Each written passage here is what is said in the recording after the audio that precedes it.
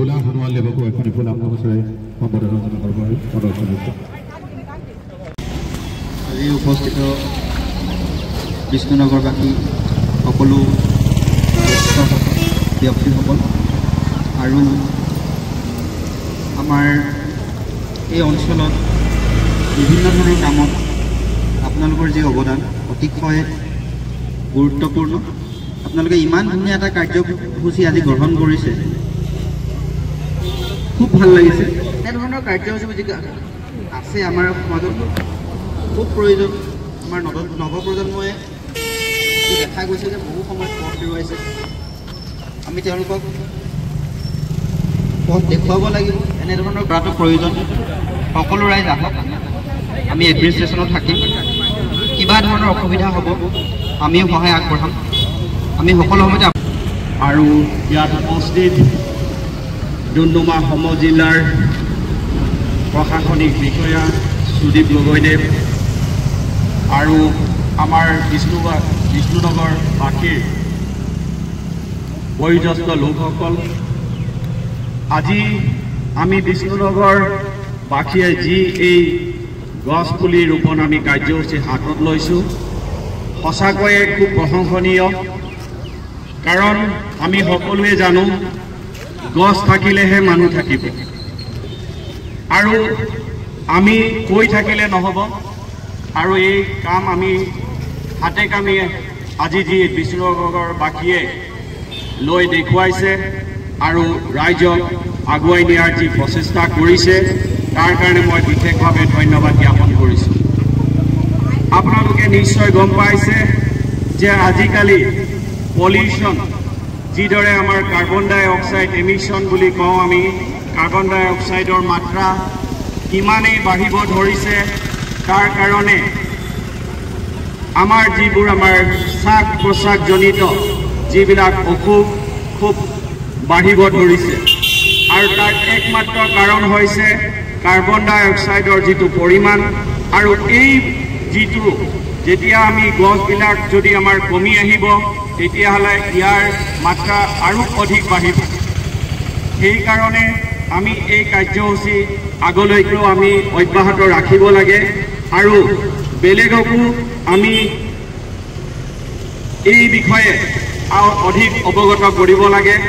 আৰু বিশেষকৈ নতুনকৈ উঠি অহা যি আমাৰ নতুন প্ৰজন্ম আছে, তেওঁলোকক আমি শিকাই যাব লাগে। বৰ দীঘলীয়া বক্তব্য নেৰাখোঁ আৰু ইয়াকে কৈ মোৰ চমু বক্তব্য সামৰণি মাৰিলোঁ। ধন্যবাদ। এটা সংবাদ আছে, সংবাদটো হ'ল কি, যিকোনো ভাল কাম কৰিবৰ বাবে কোনোবা এজন মানুহৰ মগজত বস্তুটো খেলাই। শুভকামনা কৰিছোঁ। আমাৰ বিষ্ণুনগৰ আছে মনে সদায় প্ৰস্ফুটিত হৈ থাকক। আমাৰ বিষ্ণুনগৰ শ্ৰেষ্ঠ নগৰ হওক, তাকে কামনা কৰি মই এই চাকি গছি ভগৱানৰ চৰণত আগবঢ়াওঁ।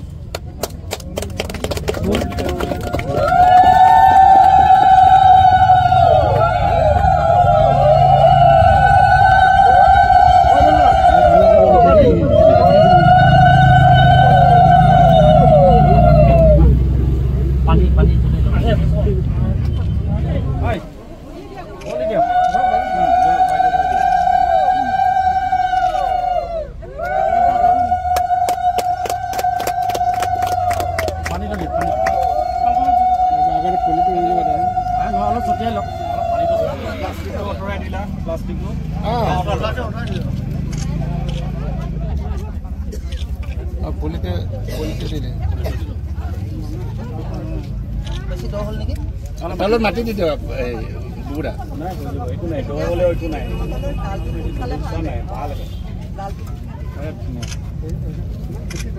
হাততালি লগাওক।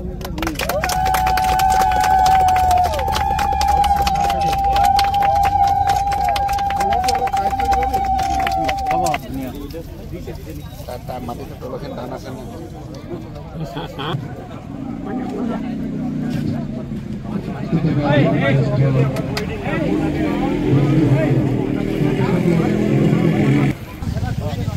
এবাৰ আমি নাম ফলক মুকলি কৰিবৰ বাবে আগবাঢ়িছে।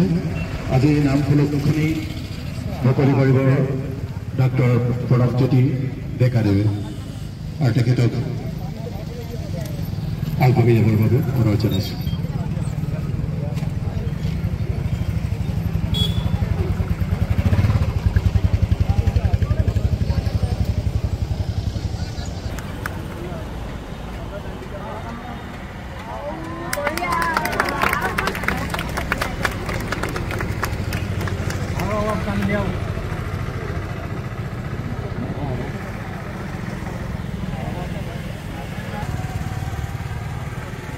ফলকখন মুকলি কৰা হ'ল। ইয়াৰ পিছতেই আমি জ্যেষ্ঠ কৃষ্ণনগৰবাসী জ্যেষ্ঠ ব্যক্তি কেইগৰাকীমান আমাৰ মাজত উপস্থিত আছেহি আৰু তেখেতসকলক একোটিকৈ গছ পুলি ৰোপণ কৰিবৰ বাবে অনুৰোধ জনাইছোঁ। চৰ্দাৰ কৃষ্ণনগৰবাসী ৰাইজ তথা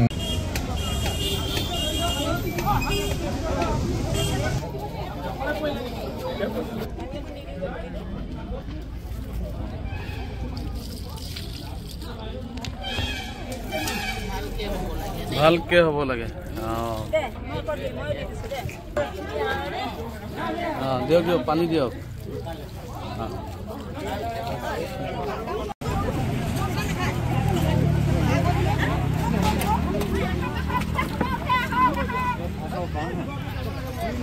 আজি কাৰ্যসূচীটো এইখন দেখিছোঁ বিষ্ণুনগৰ হৈ বৃক্ষৰোপণ। ইয়াৰ উদ্দেশ্যটো আপুনি দুই এষাৰ কওকচোন। ইতিমধ্যে আমি বৃক্ষৰোপণৰ কাৰ্যসূচী সমাপন কৰিলোঁ। ইতিমধ্যে আমি বৃক্ষৰোপণ কাৰ্যসূচী সমাপন কৰিলোঁ। আয়ুক্ত সমজিলাৰ আয়ুক্ত মহোদয় আমাৰ মাজত উপস্থিত হৈ শুভ উদ্বোধন কৰিলে আৰু তাৰ লগতে আমি এখন নাম ফলক বিষ্ণুনগৰলৈ যোৱা পথটিৰ নাম ফলক এখন শুভ উদ্বোধন কৰা হ'ল। উদ্বোধন কৰিলে ডাক্তৰ প্ৰণৱজ্যোতি ডেকাদেৱে। খুব এটা সুন্দৰ প্ৰচেষ্টাৰ মাজেৰে আমি আগবাঢ়িব খুজিছোঁ। অসমখন চিৰ সুন্দৰ কৰাৰ মানসেৰে, চিৰ সেউজ কৰি তোলাৰ মানসেৰে আমি আজি বৃক্ষৰোপণ কাৰ্যসূচী সমাপন কৰিছোঁ। এটা সুন্দৰ যাত্ৰা কৰিব খুজিছোঁ। পৃথিৱীখন সেউজীয়া কৰি তুলিব খুজিছোঁ। পৃথিৱীৰ এটা অংশ হিচাপে আমি বিষ্ণুনগৰখন খুব সুন্দৰ কৰি তুলিব খুজিছোঁ। চাৰিওপাশ খুব সুন্দৰকৈ সেউজীয়া কৰি তুলিব খুজিছোঁ। যি প্ৰদূষণৰ যোগেদি আমাৰ যি স্বাস্থ্যৰ অৱনতি ঘটিছে তাৰ উন্নতি কৰাৰ মানসেৰে সুস্বাস্থ্যৰ গঢ়ি তোলাৰ মানসেৰে আমি গছপুলি ৰোপণ কৰিছোঁ। এয়া আমাৰ আজিৰ শুভ উদ্বোধন। আজি শেষ নহয়, আজি উদ্বোধন কৰিলে উপায়ুক্ত মহোদয়, সহ আয়ুক্ত মহোদয়। গতিকে এয়া আমাৰ প্ৰথম যাত্ৰা। আমি অকল বিষ্ণুনগৰতে সীমাবদ্ধ নাৰাখি সমগ্ৰ ডুমডুমা অঞ্চলটোত আমি পৰ্যায়ক্ৰমে আগবাঢ়ি যাম। সুন্দৰ এটা পৰিৱেশ ৰচনা কৰিম আৰু আমাৰ কাষতে থকা ৰূপাই চাইডিং অঞ্চলটো বা ৰূপাই চাইডিঙৰ যি আশে পাশে থকা দোকান পোহৰ, ইয়াৰ চৌপাশটো আমি পৰিষ্কাৰ কৰাৰ এটা সংকল্প লৈছোঁ, যাতে আমি সুন্দৰকৈ যিকোনো ঠাইত ফুটপাথত হওক, কোনোবা দোকানৰ কাষত বহি এটা সুন্দৰ আলোচনা কৰিব পাৰোঁ। তাৰ এটা আমি সুন্দৰ পৰিৱেশ ৰচনা কৰিবৰ বাবে আগবাঢ়িছোঁ। আৰু সেই বিষ্ণুনগৰ পৰিচালনা সমিতি, নামঘৰ পৰিচালনা সমিতি আৰু যুৱ সমাজে আৰু মহিলাসকলে আগবাঢ়িছে হাতে হাত ধৰি সুন্দৰ পৰিৱেশ ৰচনা কৰাৰ মানসেৰে আজি আমি ইয়াত সমবেত হ'লোঁ আৰু শুভ উদ্বোধনী কাৰ্যসূচী আমি আজি সমাপন কৰিছোঁ। ধন্যবাদ। আমাৰ এখেত আছে, এখেতৰ দুই এটা কথা সোধোঁ। এতিয়া যিহেতু গছ পুলিখিনি ৰোৱা হৈছে, এনেকুৱা বহুত দেখিব পোৱা যায় ৰোৱাটো শেষ কৰি দিয়ে, পিছৰ পৰ্যায়ত সেইটো কি হ'ব? মানে গছটোতো ৰুলেও নহ'ব, ৰোৱাৰ পিছত সেইখিনিক চোৱা চিতা কৰাৰ দায়িত্ব বহুত থাকিব। সাৰ পানী যোগান ধৰাৰ পৰা হাবিত জংঘল হ'ব, তাৰপিছতো আকৌ পানী ব্যৱস্থা কৰা আছে। যিহেতু ৰোৱা হৈছে, সেইটো আপোনালোকে কেনেকৈ দায়িত্বৰ ওপৰত কেনেকৈ কি ক'ব? আমাৰ ফৰেষ্টমেন যাদৱ পায়েংদেৱে কথা এটা কৈছে যে গছপুলি প্ৰকৃততে মানুহে নোৰোৱে, গছপুলি ৰুৱে প্ৰকৃতিয়ে, গছপুলি ৰুৱে চৰাই চিৰিকটিয়ে, গছপুলি ৰুৱে নদী বতাহ বায়ুৱেহে গছপুলি ৰুৱে। তথাপি আমি চেষ্টা কৰিছোঁ, আমাৰ বিষ্ণুনগৰ আমি মানুহে ৰুবলৈ চেষ্টা কৰিছোঁ। আজি ৰোপণ কৰিছোঁ, ইয়াত আমাৰ আৰম্ভণিহে, আমাৰ শেষ নহয়। যেতিয়ালৈকে গছ জীয়াই নুঠিব তেতিয়ালৈকে আমাৰ এই অব্যাহত থাকিব এই প্ৰচেষ্টা। যেতিয়ালৈকে গছ জীয়াই নুঠিব তেতিয়ালৈকে আমাৰ এই মানে আমাৰ চেষ্টা অব্যাহত থাকিব।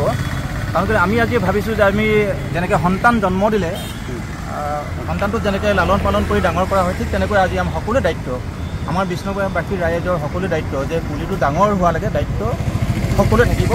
আৰু আমি দৃঢ় প্ৰতিজ্ঞ যে এই গছ এদিন জি উঠিব। ঠিক আছে, থেংক ইউ।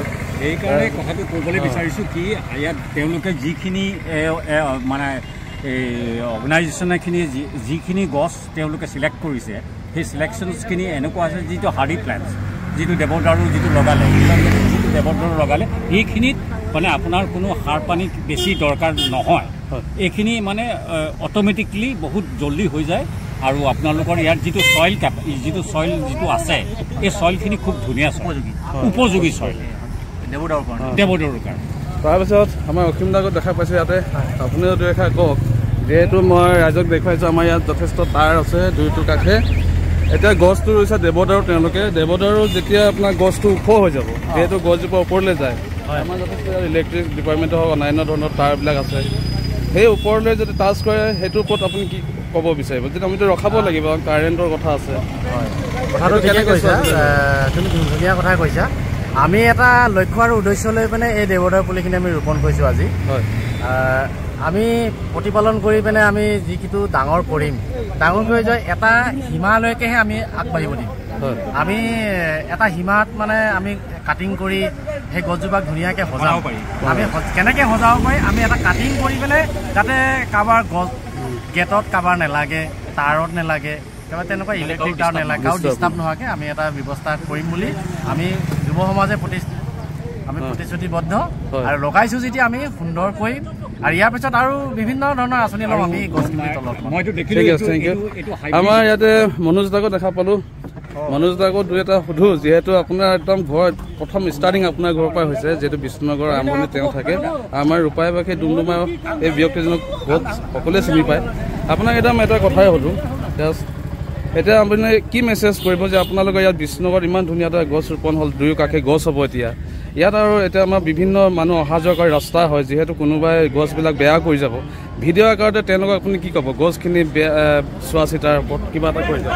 এতিয়া যোন পথিক আমাৰ আহিব নহয় ৰাস্তাত অহা যোৱা কৰে, তেওঁলোকক কওক যে গছজোপা ওপৰত কেনেকৈ হেৰি কৰিব। গছজোপা আচলতে আমি অকল মানে ৰোপণ কৰি থৈ গ'লেই নহ'ব, তাক পিছৰ মানে কৰ্মখিনিয়ে বেছি উপযোগী। মানে তাক জীৱিত কৰি তোলা, পানী দুনি দি বা তাক ঘেৰ দি আমি সেই গছপুলিটো মানে সজীৱ কৰি তুলি ডাঙৰ দীঘল কৰাটোৱে আমাৰ প্ৰধান কৰ্তব্য। আমাৰ বিশেষকৈ আমাৰ বিষ্ণুনগৰবাসী ৰাইজে এইখিনি মনোনিৱেশ কৰিব লাগিব। আৰু তেওঁ বহুত অঞ্চলত দেখিও থাকে, ৰাজনৈতিকভাৱেই হওক, সামাজিকভাৱেই হওক, ব্যক্তিগতভাৱেই হওক, তেওঁ সম্পূৰ্ণ ৰাইজৰ কাৰণে সময়টো দিয়ে। যি কি নহওক ভাল লাগিলে, নহয় নাই? আৰু কওক ন, আৰু লগাব লাগে, আৰু লগাবলৈ তেওঁলোকে পাৰোঁ, চেষ্টা কৰি যাম আমি। ঠিক, ধন্যবাদ। এয়াই আছিল আজি ভিডিঅ'টো। মই আজি গোটেই হেৰিকে দেখাব বিচাৰিছোঁ। মোৰ অনুৰাগীসকল আছে প্ৰায় 15,000 মানুহ।